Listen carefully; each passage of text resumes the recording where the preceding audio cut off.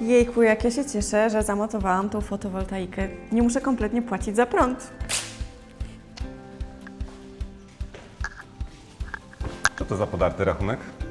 Nie muszę już płacić za prąd, odkąd mam fotowoltaikę. Tak. To nie jest wcale tak, że fotowoltaika wyzeruje Ci rachunek do zera. Zawsze coś będziesz płacić jeszcze, ale szczegóły mogę Ci opowiedzieć w studiu. Z chęcią. Dobra, no to chodźmy. 2025 rok. Fotowoltaika? Czy to się w ogóle opłaca? Czyste liczby. Bez zastanawiania się, bez gdybania. Pamiętajcie, zostańcie z nami do końca, bo na koniec będziemy mieli dla Was specjalną niespodziankę. Marcin, powiedz mi, jak to jest z tą fotowoltaiką w 2025 roku? Czy to się w ogóle opłaca, czy nie? Taka krótka odpowiedź. Jakbyście już chcieli skończyć oglądanie tego odcinka teraz, to Ale tak, nie kończcie. opłaca się, ale pamiętajcie, zostańcie do końca, bo będziemy mieli dla Was mały konkurs z super nagrodą, więc stay tuned, niech ciepło będzie z Wami do końca. I fotowoltaika. Tak. W bardzo telegraficznym skrócie tak, fotowoltaika w tej chwili jak najbardziej się opłaca. Natomiast jakby w zależności czy masz pompę ciepła, czy też nie, no może się dłużej bądź krócej zwracać. No i jakby kluczowe w tej opłacalności jest to, żeby dostać dofinansowanie na tą pompę ciepła. Na tą fotowoltaikę. Bo bez tego tak naprawdę no zwrot się będzie oscylować w okolicach 15-20 lat, więc to nie ma wtedy sensu. Natomiast z dopłatami przygotowałem sobie takie obliczenia, bo sam byłem sceptykiem co do fotowoltaiki, bo mieliśmy taki moment w Polsce, gdzie jakby tą fotowoltaikę się nawet wciskało jakby ludziom na siłę. Nie Tak. każdy, kto potrzebował, były programy dotacji, więc firmy, które montują fotowoltaikę zczaiły, że Pamiętam. można zarobić na tym, więc wciskały wszystkim, komu się da i nawet ktoś, komu nie za bardzo by się to opłacało, no jakby okej, wciśnijmy mu to, bo zarobimy 10 koła. Szczególnie, że kiedyś fotowoltaika była dużo droższa niż jest teraz tak naprawdę. A z czego to wynika? Z marży. Wtedy było jakby, po pierwsze też materiał był droższy, bo jakby była mniejsza produkcja. W Chinach się generalnie dużo rozwinęło fabryk, które produkują panele fotowoltaiczne. Głównie w Chinach? Jakby Chiny Głównie są w takimi... Chinach, no Chiny, także wspieramy chińską gospodarkę idąc w fotowoltaikę. Rozumiem. Trochę tak.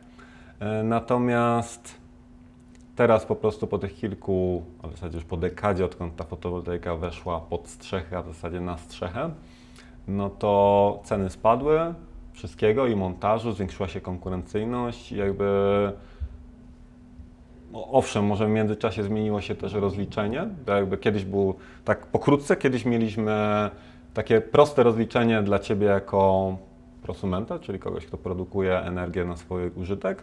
Tyle, ile wyprodukowałaś, a oddałaś, nie wykorzystałaś, a oddałaś do sieci, mogłaś odzyskać 80 albo 70%. Rozumiem. I nie przejmowałaś się, co się dzieje z tą energią, miałaś to gdzieś, po prostu latem mogłaś produkować, a zimą odbierać i mieć to gdzieś, co się z tą energią tak naprawdę dzieje. Teraz sprzedajesz ją za niewiele, więc jakby opłaca się głównie tą energię elektryczną zużyć. Więc jakby wszystko będzie tutaj jakby o tym, żeby jak najwięcej tej energii zużywać. I tu się pojawi też magazyn energii, o którym mamy osobny odcinek. A ja bym może przeszedł właśnie do tych liczb. Czy jeszcze coś Cię ciekawi jakby w ogóle z tego tematu? Tak, bo wspomniałeś o dofinansowaniach, więc z chęcią bym wróciła w te rejony. Chciałam zapytać, czy są jakieś warunki, które trzeba spełnić, aby dostać dofinansowanie na fotowoltaikę? I czy były jakieś konkretne wcześniej, kiedy ona na przykład zaczynała w ogóle dopiero wchodzić, a jakie są teraz? Więc tak pokrótce o dofinansowaniach. W tej chwili wygląda to tak, że jeżeli masz nową instalację teraz zamontowaną, no to ona musi być wykonana z magazynem energii, żeby w ogóle mieć dofinansowanie.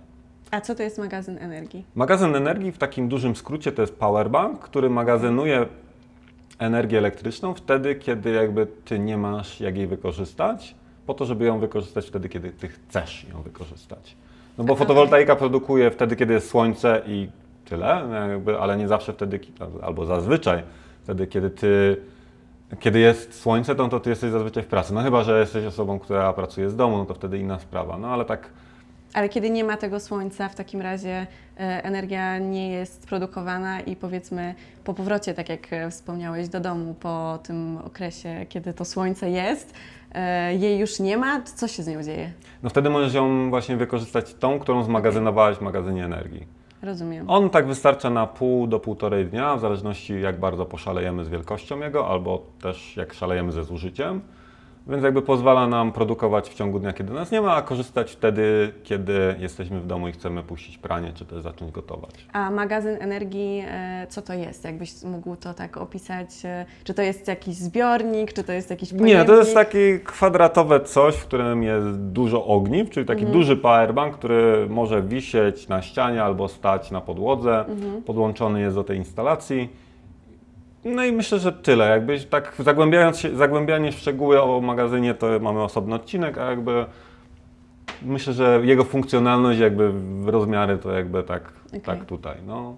Czyli tak wracając jeszcze do tych dotacji, to tak w wielkim skrócie, co musimy spełnić, żeby dostać na teraz dofinansowanie? No musisz mieć fotowoltaikę, która jest zgłoszona już do dostawcy energii, no i musi ona mieć magazyn energii. Jakby nie można już dostać dotacji bez tego magazynu energii. Kiedyś można było mieć samą fotowoltaikę i tyle, no a teraz jakby to musi być z magazynem energii. Natomiast tam są też jakby szczegóły, że jeżeli montowałaś tą fotowoltaikę zanim to prawo weszło, to w nowym programie dotacji też możesz się starać o dofinansowanie tylko na samą fotowoltaikę. Natomiast na samą fotowoltaikę jest 6 000, a na magazyn jest 16, a jak jest z magazynem energii fotowoltaika, to nie jest 6, tylko jest 7 000 dofinansowania, więc jakby korzystniej generalnie jest brać to jako całość, bo często jest tak, że łączy się jakoś tak te koszta po to, żeby finalnie dostać jak najwięcej, czyli połowę maksymalnie państwo nam zwróci. To dofinansowanie jest kluczowe, żeby to się opłacało. Warunki są mniej więcej takie. Natomiast w telegraficznym skrócie, jeżeli masz właśnie instalację, czy jak masz dom, który jest ogrzewany jeszcze pompą ciepła, no to powinno się to gdzieś po 5 latach zwracać, więc bardzo szybko. Natomiast jak nie masz pompy ciepła i tak wykorzystujesz to tylko na cele tak zwane bytowe, mówiąc bardzo fachowo, no to wtedy koło 7 lat. Przygotowałem specjalne obliczenia. Chcesz zobaczyć tą magiczną tabelkę, na której... Chcę, z chęcią. Ja już się znowu Z wyłączył. Nie masz powerbanka. Nie mam, ale jeszcze bateria daje radę. Bardziej chodzi o to, że się wygaszam. Dobra. A czy ty masz fotowoltaikę?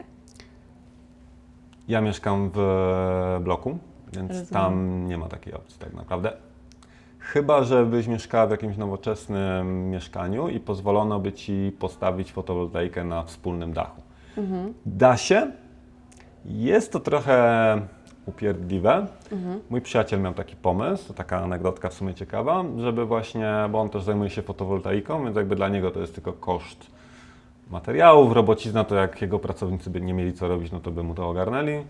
Natomiast finalnie chyba z tego zrezygnował, bo to byłaby jakaś mikroinstalacja 2 kWp, czyli bardzo mało, no i jakby on w sumie nie mieszka w tym mieszkaniu teraz na co dzień, tylko mieszka w Łodzi, a nie na Śląsku, więc jakby finalnie pomysł upadł. Ale teoretycznie się da, tylko trzeba mieć zgodę wtedy wspólnoty mieszkaniowej, żeby na dachu rozłożyć panele, mieć poprowadzoną instalację z dachu do swojego mieszkania, gdzie jest sporo zachodu, żeby to zgrać. Natomiast Myślę, że w nie teorii jest się to da. takie łatwe.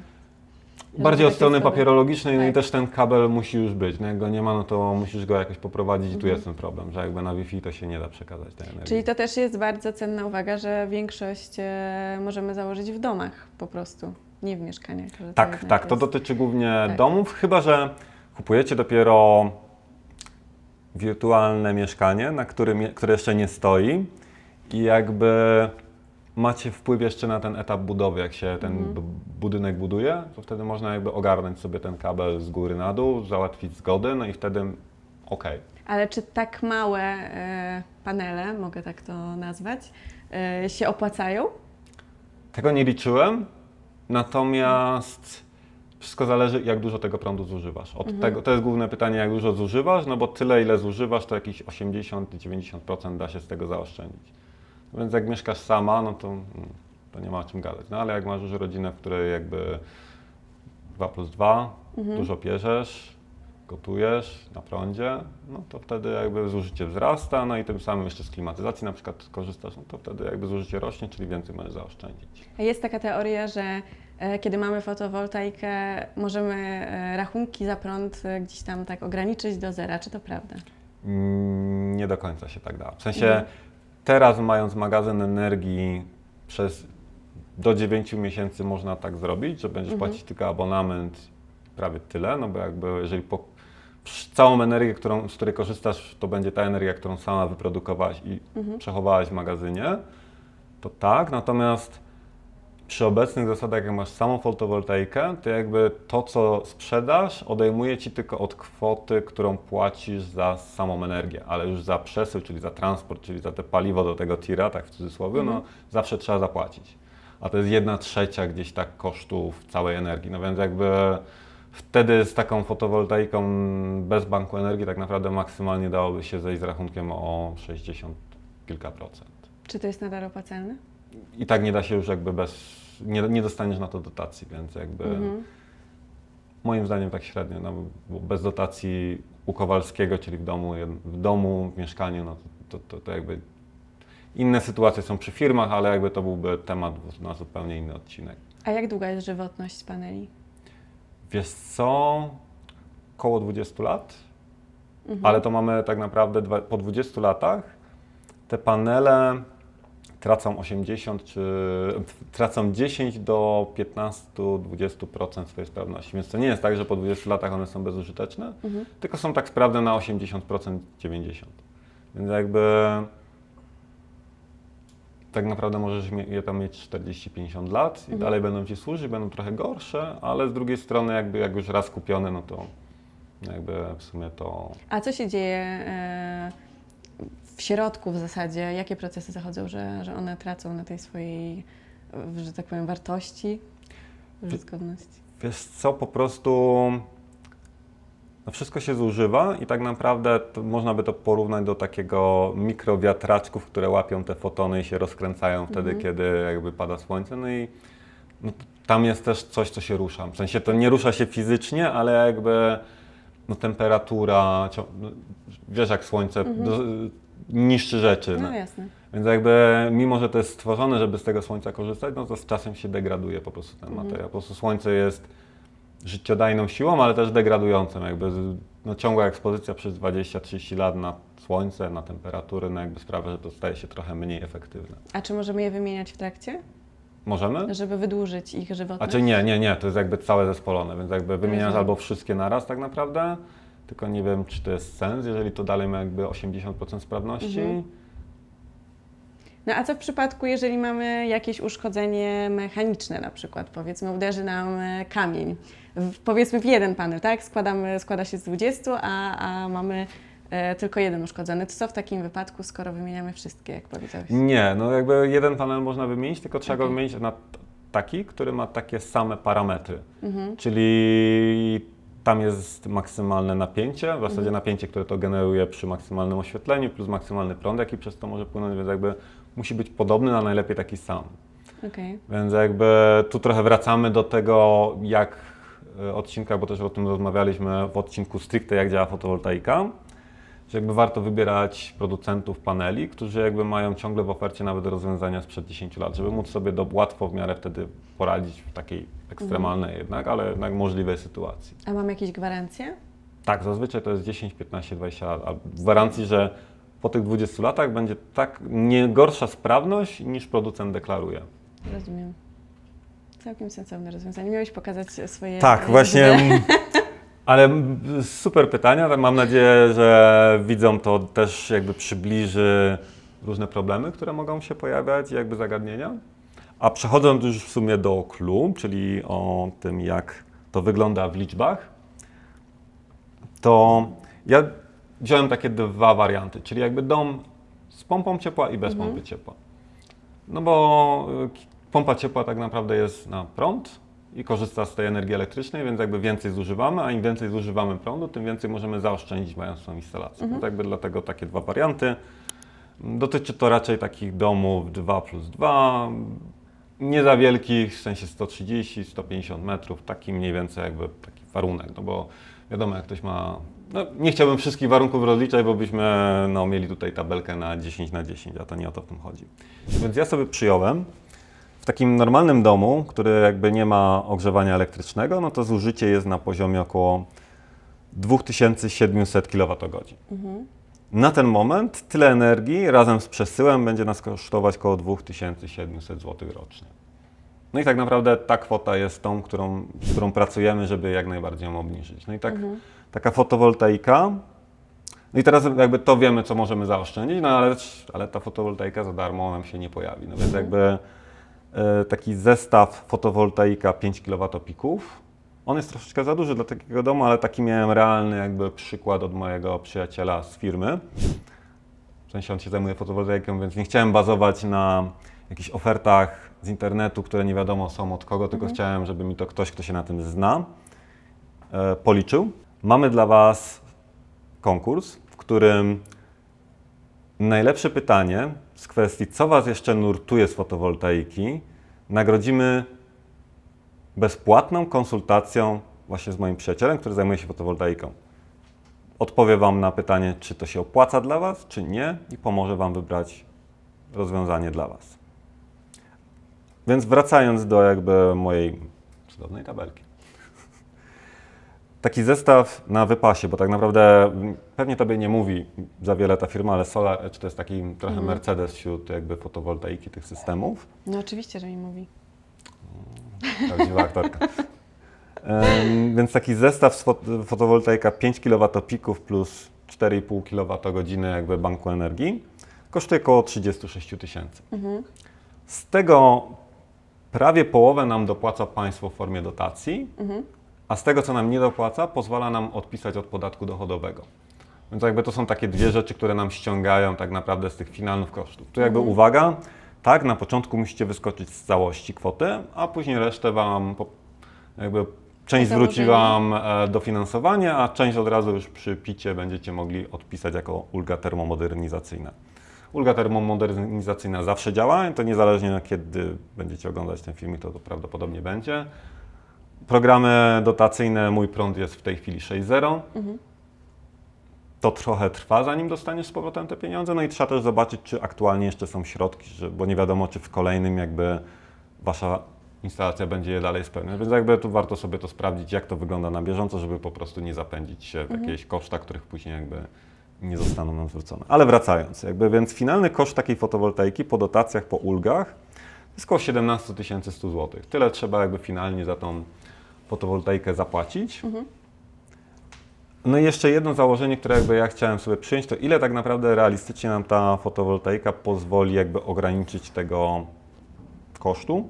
No i z takim magazynem energii, z tak trochę jednak przywymiarowaną do te 5 kWp na takie zużycie to jest trochę za dużo, ale jakby, tak mówię, to przynajmniej mam pewność, że ta oferta jest realna i dobrej jakości, a nie jakaś nie wiadomo jaka, no to przyjąłem, że obniży nam rachunek o 90%.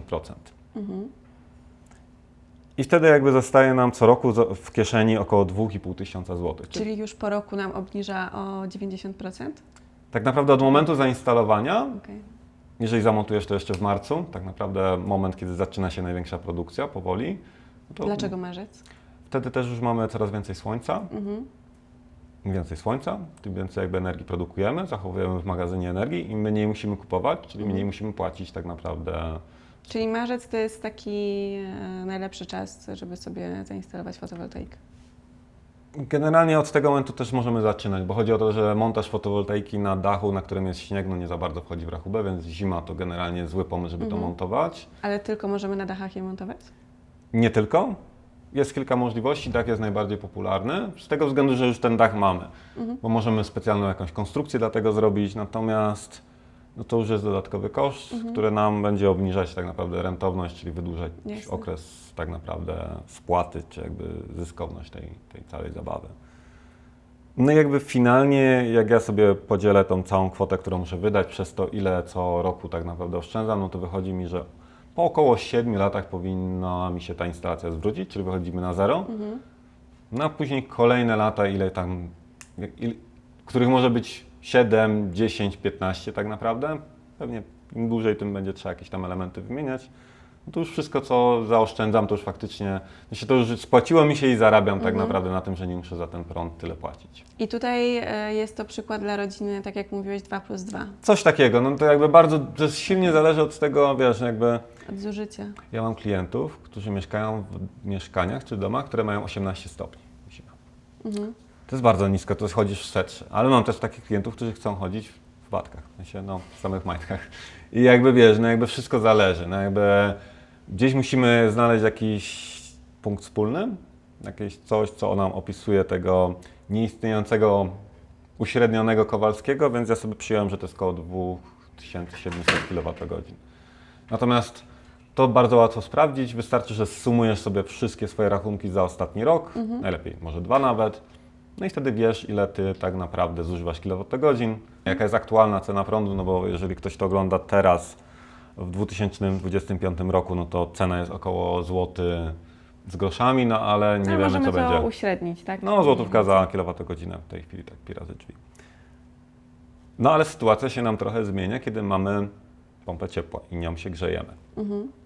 No bo wtedy więcej zużywamy prądu, czyli tym samym możemy więcej zaoszczędzić, bo nie tylko jakby pranie, gotowanie mamy za friko, ale mamy też ogrzewanie częściowo za darmo. Wiadomo, to się tak, kiedy produkuje fotowoltaika energię, czyli latem, to nie potrzebujemy się ogrzewać, ale mamy takie okresy przejściowe jak właśnie ten marzec, kiedy dalej jest raczej chłodno i trzeba się grzać, Tak. ale już to słońce zaczyna wychodzić coraz więcej. No i wtedy jakby te momenty nam pozwalają jakby grzać za pół darmo albo właśnie za darmo, więc dlatego ma to sens. Natomiast trzeba większą fotowoltaikę, no bo jak ja przyjąłem 2700 godzin na takie potrzeby bytowe, te zużycia, no to taka pompa ciepła do ogrzania domu, tak 130-140 m2 w ciągu roku nam zużyje 4000 tych kilowatogodzin. Czyli ponad jeszcze raz tyle. Więc wtedy już jakby zestaw wygląda 8 kWp instalacja, prawie 10, znaczy w zasadzie 9 kWh bank energii. To już nie kosztuje 36 000, tylko 49. Ale z drugiej strony wtedy wykorzystamy praktycznie całe dofinansowanie, czyli 16 plus 7 nam dopłaci państwo. Chodzi nam 23 000, nam tyle dopłaca państwo, tak z tego programu dotacyjnego. Resztę odpisujemy sobie od podatku dochodowego, no i finalnie z kieszeni tak musimy wydać 23 000. No ale jakby zyskujemy co roku więcej, no bo ten prąd co roku nas kosztuje około 6800 zł za życie plus ogrzewanie. No i z tego jakby przyjąłem, że trochę mniej niestety nam się uda jakby procentowo ująć, no ale nominalnie więcej, no bo jakby przez to, że zimą jednak jak będą największe mrozy, będzie zachmurzenie, no to ten prąd będziemy musieli kupować, bo nie naładujemy sobie powerbanka, no bo nie masz czego. No to gdzieś tak koło 70% myślę ten rachunek możemy zmniejszyć. Ale pamiętajcie, jeżeli bylibyście z okolic Śląska i potrzebowalibyście konkretnej wyceny na fotowoltaikę razem z Bankiem Energii i takiej szczerej odpowiedzi, czy to się opłaca, czy nie, to śmiało napiszcie do nas. Kontakt znajdziecie pod opisem filmu na stronie okiemserwisanta.pl. Zrobimy to dobrze albo wcale. Czyli w okresie zimowym już jest mniej użyteczne. Tak, no bo jest mniej słońca i tu jest jakby ten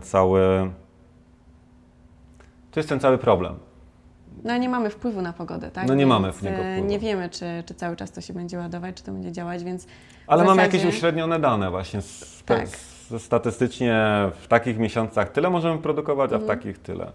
Ale w przypadku, gdyby czysto teoretycznie padał deszcz przez większą część roku, no to wtedy nam się to nie opłaca, tak? Bo jednak, no właśnie, nie mamy wtedy No ale to musiało być 7 lat plak. Oby nie. Oby nie. Rozumiem, 1 rok, że może być taki kiepski, no ale jakby to montujemy na wiele, wiele lat, więc jakby 15 lat, 20 lat będzie tak kiepsko, no nie, pewnie nie. Ceny energii pewnie też będą rosnąć, więc jakby ta opłacalność będzie nam jakby... A czy ceny wzrastać. fotowoltaiki się zmieniają z roku na rok? To rośnie, Raczej spadają, czy... wiesz? Spadają. Spadają. A z jakiej przyczyny? Większa produkcja tak naprawdę. Tańsze materiały?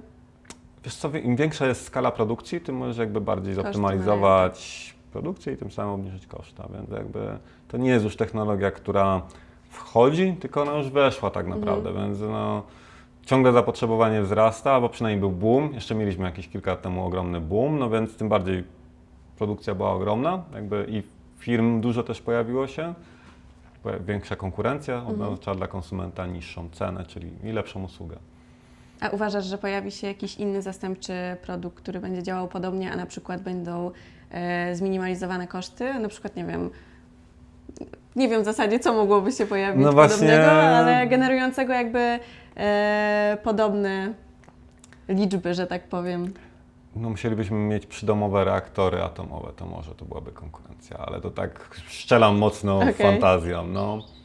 Czyli jak na razie zostajemy przy fotowoltaice. Fotowoltaika, no gdzieś są jakby te wiatraki przydomowe, natomiast mało, no tyle co to Nie gdzieś mi się generują, obiło o uszy, to jakby to się średnio sprawdza. Wiatrak musi być ogromny, żeby on coś robił, ale no nie znam się, więc też się nie wypowiadam. Dajcie znać, czy byście chcieli mieć odcinek o energii elektrycznej z elektrowni wiatrowych, ale takich przydomowych. A co w przypadku, jeżeli ceny prądu drastycznie wzrosną? Czy ta fotowoltaika się zwróci nam szybciej? Tak, no bo jakby my wydaliśmy już konkretną kwotę, a my będziemy coraz więcej oszczędzać, no bo prąd będzie drożej. Na przykład oczywiście tego nie wiemy, no jakby to jest spekulacja.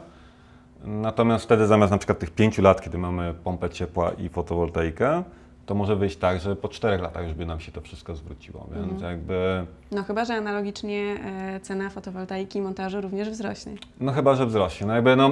Pesymistycznie. Dlatego patrzymy zawsze na ten moment, co jest teraz, a bardzo trudno jednak w tej chwili tak... Nie jak ze wszystkim. No jakby no... To tylko spekulacje. Tak, to tylko spekulacje.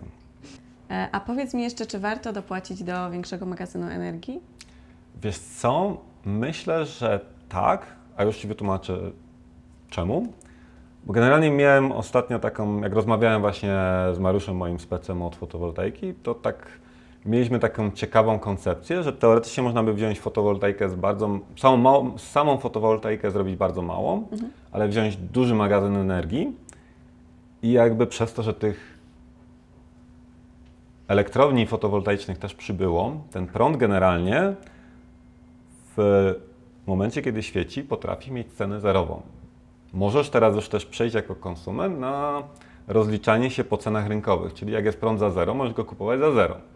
Ale jak kosztuje złoty 50, to musisz za złoty 50. Tylko że jakby wtedy wchodzi do gry ten magazyn energii, czyli zamiast ładować się prądem z własnej fotowoltaiki, możesz się ładować prądem z czyjejś fotowoltaiki, bo i tak Ci to wyjdzie na przykład bardziej opłacalnie. Więc jakby jest to ciekawy koncept. Tak trudno powiedzieć bez konkretnych liczb, czy to się opłaca, natomiast jakby przez to, że już te rozwiązania jakby właśnie dynamiczne, rozliczanie się na podstawie dynamicznych cen wchodzą i myślę, że będzie to coraz bardziej jakby przyszłościowe, że będziemy się rozliczać nie po stałej kwocie, tylko w zależności czy bierzesz prąd o 12, czy o 12 w dzień, czy o 12 w nocy i do tego to wszystko dąży, to myślę, że ten magazyn energii na przyszłość może nam coś zaoszczędzić. Tylko że magazyn energii jest też czymś, co możemy rozbudowywać, więc jakby, ale z drugiej strony później nie możemy dostać dofinansowania. Więc tak, no jeżeli jest to przyszłościowe, jakby zastanawiałbym się nad tym, gdybym sam jakby brał fotowoltaikę, czy nie wziąć jej mniejszej